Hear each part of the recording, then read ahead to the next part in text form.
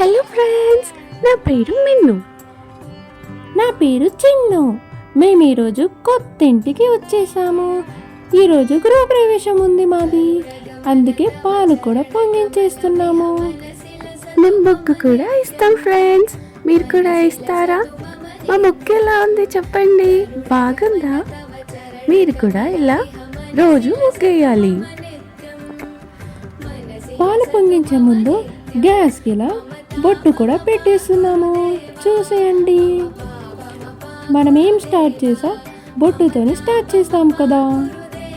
First ఇలా పసుపుని నీళ్ళతో కలిపేసి పెట్టుకోవాలి ఫ్రెండ్స్. దాని తర్వాత దీంతో పెట్టేసి కుంకుమ కూడా పెట్టాలి.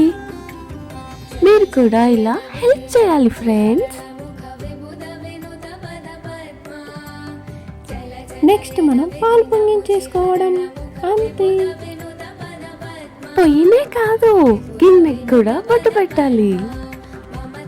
చూడండి చూడండి, మేము ఫ్రెష్గా తెచ్చిన పాలు కూడా పోస్తున్నాము. చూడండి ఎంత ఫ్రెష్గా ఉందో.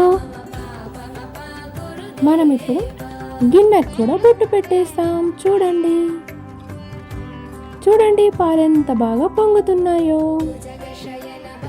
ఇప్పుడు మనం ఈ పాలతోనే స్వీట్ కూడా చేసుకుంటాము. ఫస్ట్ బాదం చిన్న చిన్నగా కట్ చేసుకోవాలి.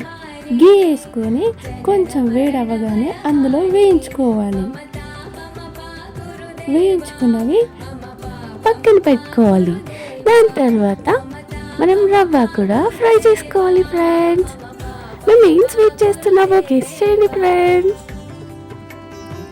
రవ్వ కూడా కొంచెం బ్రౌన్ అయ్యాక అందులో మనం మిల్క్ యాడ్ చేసుకోవాలి. చూడండి మిల్క్ కూడా యాడ్ చేస్తున్నాము.